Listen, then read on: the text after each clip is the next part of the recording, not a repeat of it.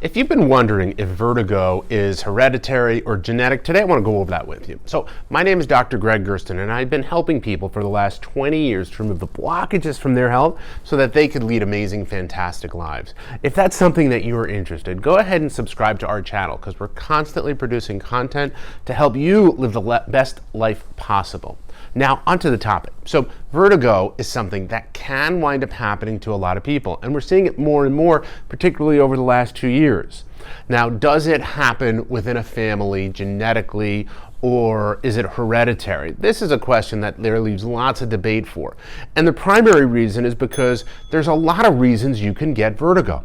So vertigo can happen for so many different reasons, like it can happen from traumas, it can happen from medications that you've been taking, it can happen from positional places, it can happen from spinal degeneration, it can happen from problems in your brain or tumors or masses, and some of these things can wind up being genetic. I find that very little of them are, and what's more common is that we wind up doing the same things that our family's done. And when we do the same things that our family's done, we have the same things wind up happening to us.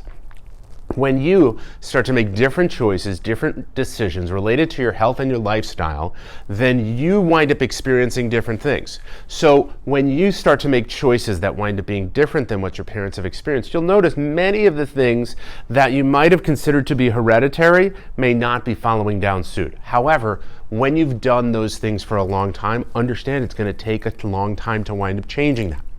If you've been wondering or you think you may have vertigo and you want to find out what to do next or some more help, go ahead and check down in our comments and our bio down below, where we'll wind up providing a link for you to connect with me directly, where we can spend some time and dig into what's going on to figure out what's your next best step, whether you think it's something that's been hereditary or it's something that's not.